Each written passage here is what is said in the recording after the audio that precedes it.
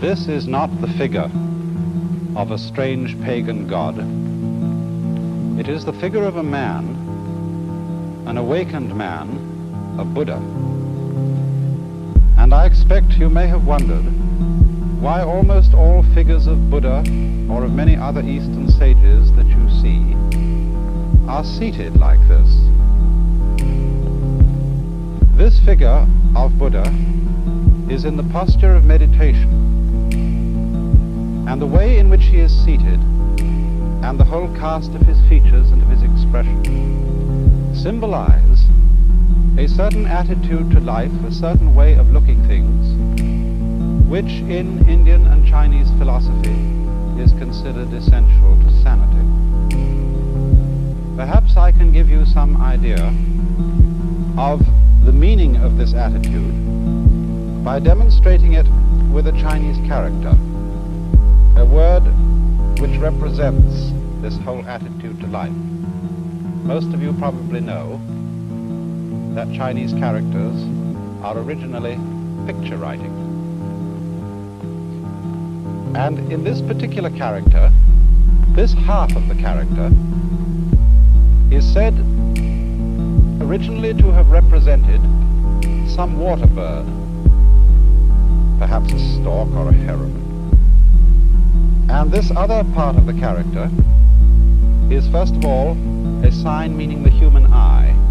And then you put legs on it, the activity of the eye, and that means seeing.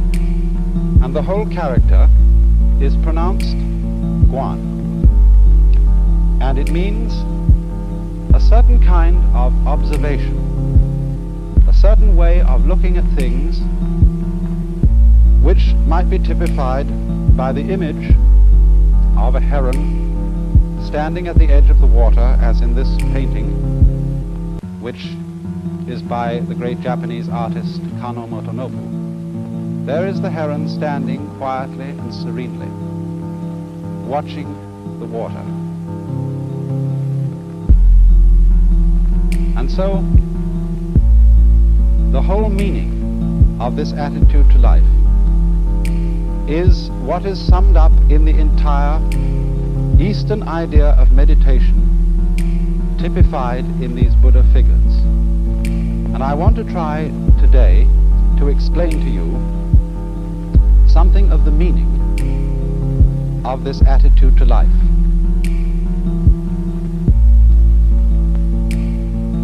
For fundamentally, meditation is not so much an exercise as it is a certain way of using one's mind or one's consciousness. Because normally, most human beings, when they use their eyes or their ears, are constantly and chronically straining to see and to hear. And when you come to think of it, that's very odd, because our eyes don't work by effort. They don't have to go out and get the light. The light comes to them. And in the same way, sound comes to our ears. And even the sense of touch comes to our fingertips. We don't, for example, have to press a thing hard. If I want in the dark, I'm trying to fumble and feel what this is. I don't have to press very hard to feel it, because the sensation simply of the hard object comes to the nerve ends in my skin. And so it's strange, isn't it, that we have acquired the habit of a constant and chronic effort to see clearly and to hear clearly. I think part of it comes from school. You know, when children are listening to a teacher in class, they're always fidgeting or doing something like this, you know, and looking around and twisting and jiggling. And the teacher says, "Pay attention!" And the children immediately, to ingratiate the teacher, are able to sort of ham or act what paying attention is like. And paying attention, of course, is staring at the teacher in front. Yes, we're very interested in what you say. Sometimes, to get their concentration clear, they curl up their legs around the legs of the chair and go into all these strained attitudes so that the teacher knows they really are trying very hard to attend. And it is through such conditioning as that, through being taught that we must try to see and try to hear in order to have clear sight and clear hearing, that we learn constantly to strain our senses in their use. But as a matter of fact, this impedes the clarity of our senses, because if you will try staring hard at a book in front of you, or staring very hard at the TV screen you're looking at right now, you will find that it becomes fuzzy. Also, in the same way, if you're trying to listen, say, to a telephone conversation while the children are running all over the house and screaming, if you try to listen to the telephone, you'll get very angry and you'll have to stop to yell at the children to make them be quiet. But on the other hand, if you just let the sound come to your ears, you'll have no difficulty at all in hearing. So, you remember then that heron I showed you. When that heron was watching the fish, it wasn't sort of going like this, looking all over the place for water. Fish here, no. Heron is just quiet like this. And as it were, the whole area of vision is simply coming to the heron's eyes. And the moment it sees a ripple in the water, it darts down and gets the fish. Now, I don't think it's only that we have been taught by teachers and parents and so on to try to see and try to hear clearly. There are other factors in the problem. And one of them is that while we are seeing and hearing, we are trying to make sense of our world by thinking about it. And the act of thinking also introduces an element of strain into the use of our minds. And I think the reason for this is, perhaps you will remember how I showed you on a previous program, that thought is linear. You know, it goes one word after another. It's strung out in a line. We think thought, thought, thought, thought, thought in a line like this, one after another. Whereas when we see to what is going on entirely. We take in a volume when we see. We take in a great area. Nature is a volume rather than something strung out in a line.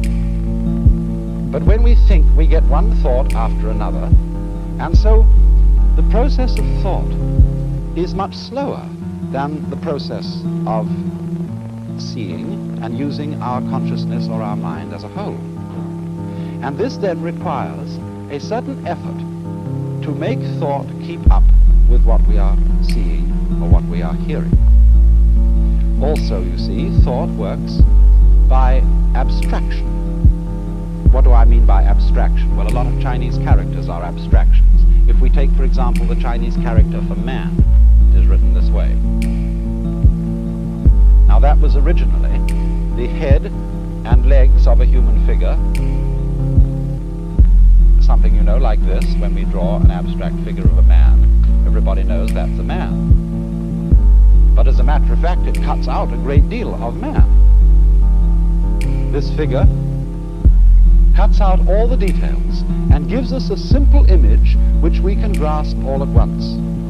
And we have to do that in order to think, so that we can use a series of very simple images or grasps of the world, and these are abstractions. And it is fundamentally in terms of abstractions that we think.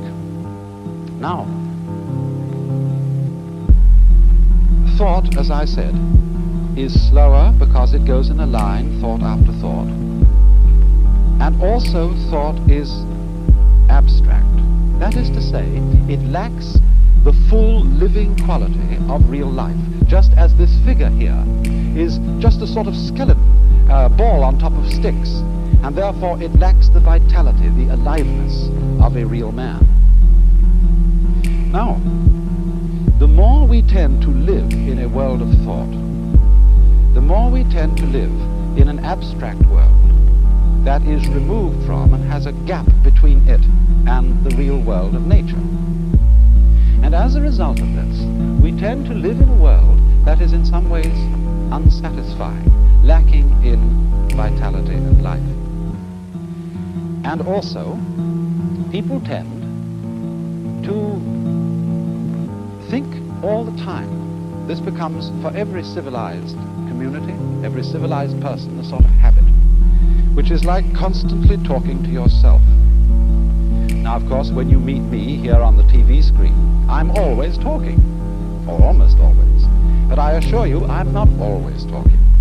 I'm often silent, because after all, we have to be silent some of the time, don't we, in order to hear what other people have to say, and therefore to have something to talk about.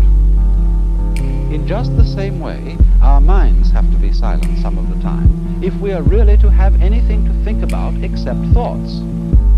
You know, there is a popular proverb which says that talking to yourself is the first sign of madness.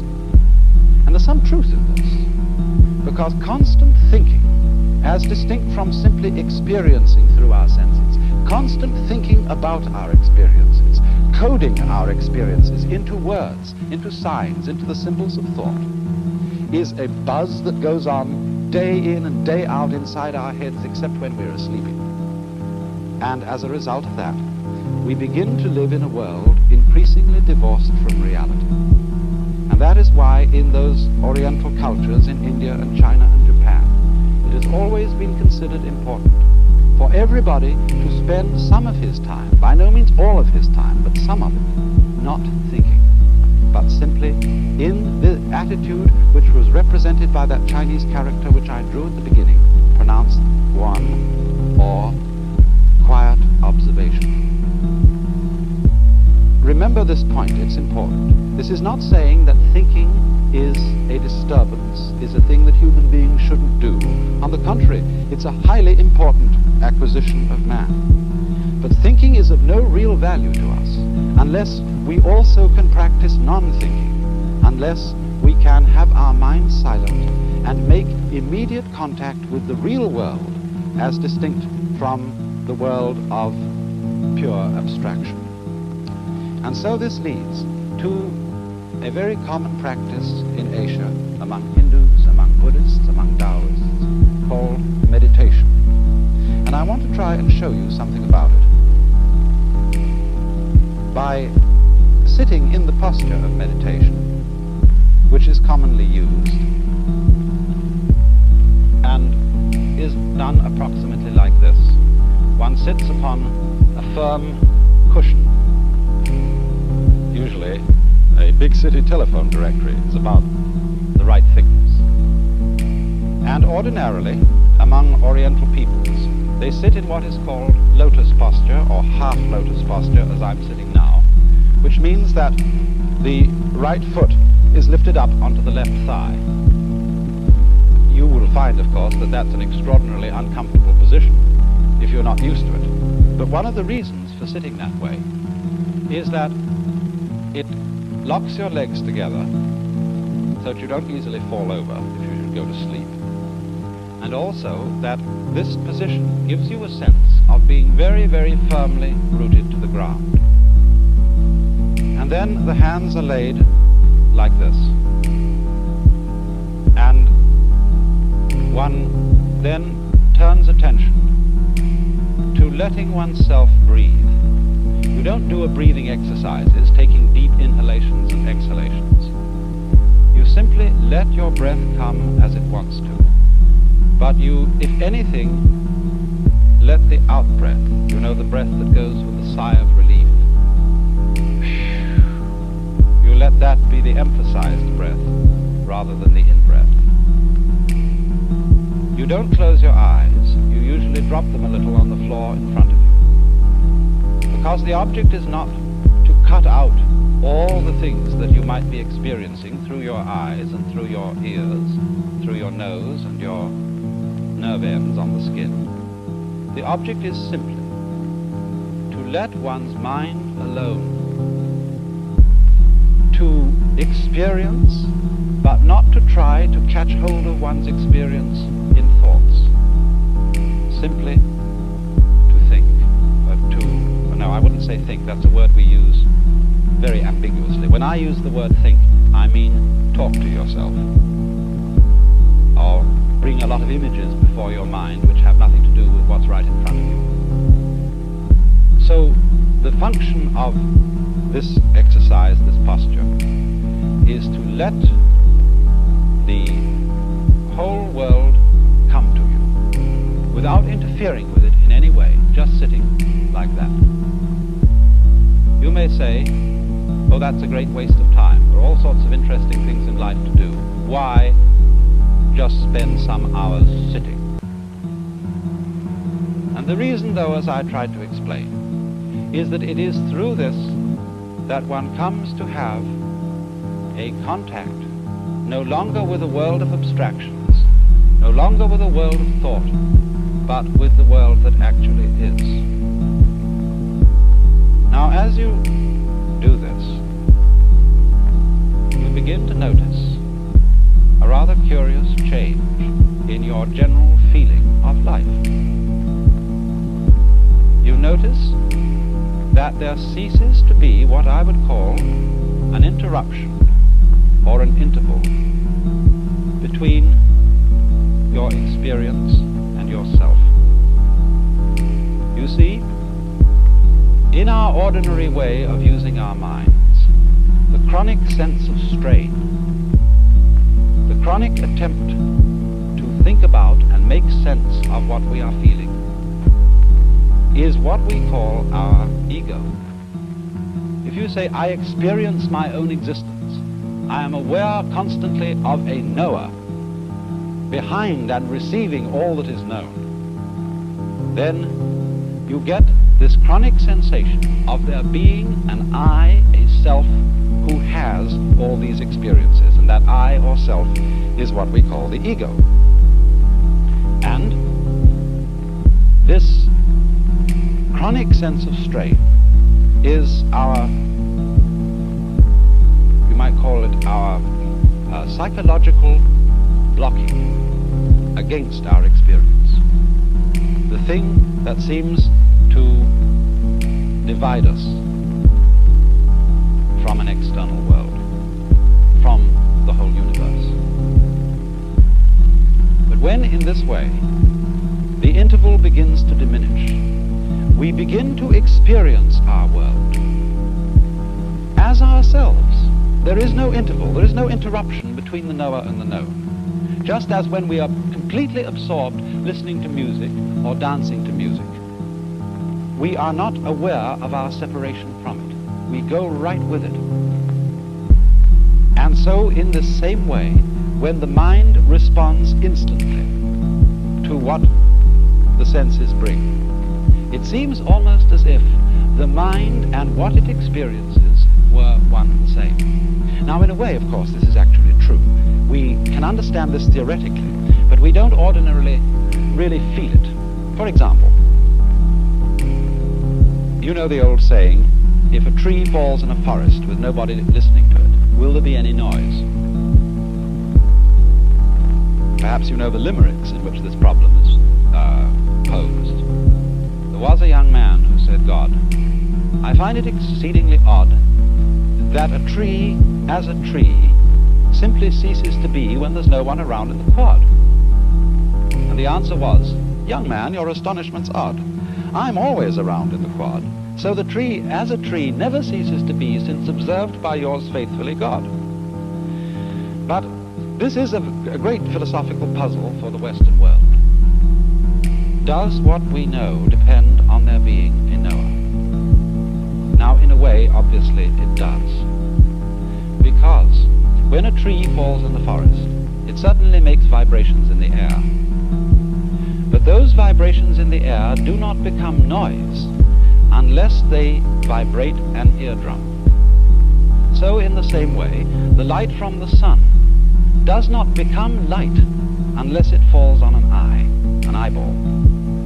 And two, we could say the external world is full of hard things, but nothing is hard except in relation to the soft surface of the human skin.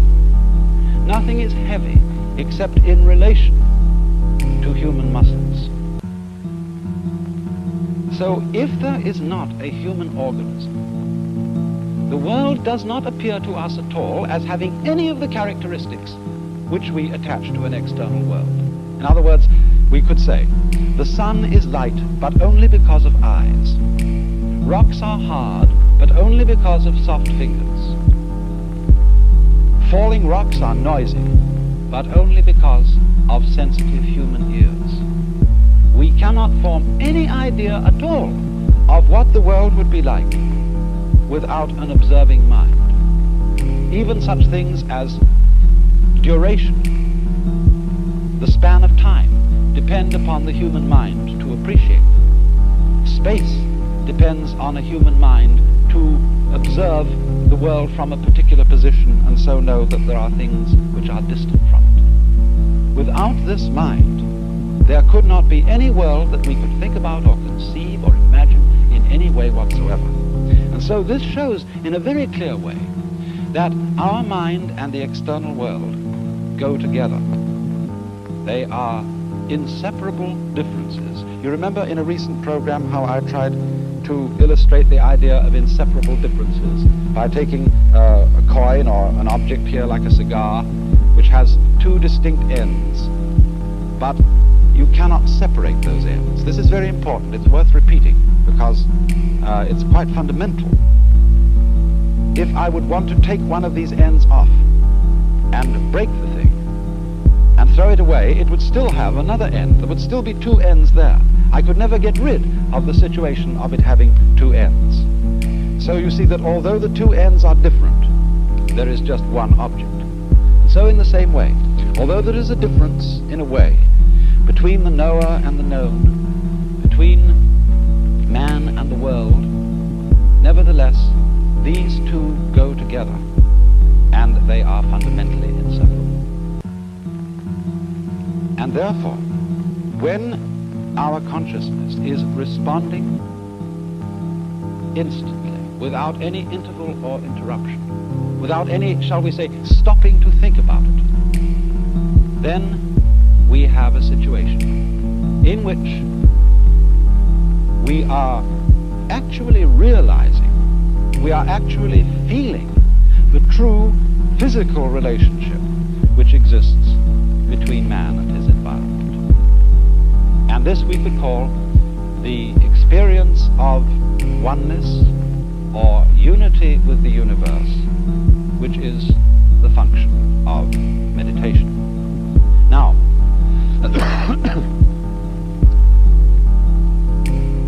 I think it's not difficult to see some very obvious values in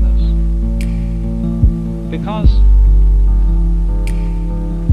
well, if we live entirely in a world of thought, all the things that we pursue in life tend in a way to become arid and unsatisfactory, because we are living in an abstract world. In other words, nobody in his senses is going to eat a menu instead of dinner.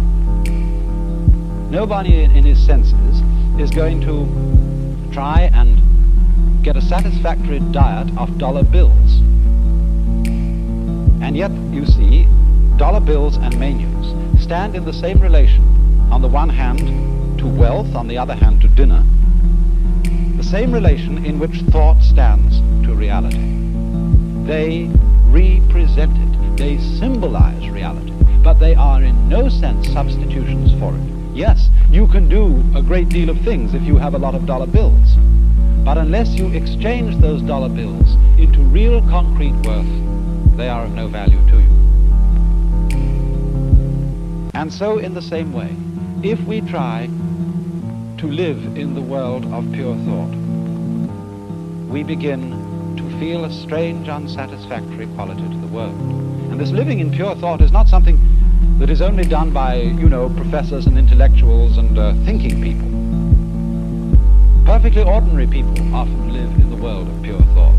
As, for example, when we pursue certain goals in life, when we say, I want to be successful, I want to be happy, these are really abstractions. Because supposing you become enormously wealthy and you're able to afford 3 cars and 6 houses, you can't drive in 3 cars at once. You can't live in 6 houses at once. You have a symbol, which we call prestige, of your status, but that is an abstract symbol. You can't eat prestige. You can't eat success. And so, to overcome that kind of beguilement by the fantasies of thought. Not thinking is an important adjunct to thought.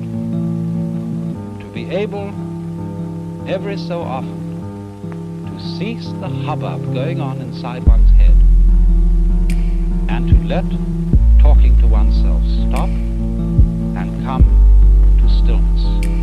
You needn't, of course, sit in the meditation posture like this to do it. This is simply the way it's done by Buddhists, Hindus.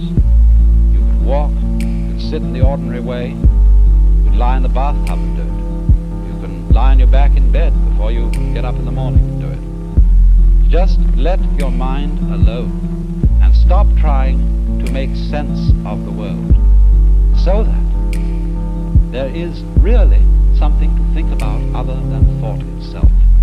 It's like if we wrote books about nothing but books. This is, I'm afraid, what a great deal of scholarship is. Books about books about books. So in this way, through meditation, we come to that kind of profound peace which is exhibited in the faces of the Buddhas. I remember particularly some words by Lafcadio Hearn, in which he gives a marvelous description of the whole attitude which these faces represent. Each eidolon shaped by human faith remains the shell of a truth eternally divine, and even the shell itself may hold a ghostly power. The soft serenity, the passionless tenderness of these Buddha faces might yet give peace of soul to a West weary of creeds transformed into conventions, eager for the coming of another teacher to proclaim, I have the same feeling for the high as for the low, for the moral as for the immoral, for the depraved as for the virtuous, for those holding sectarian views and false opinions, as for those whose beliefs are good and true.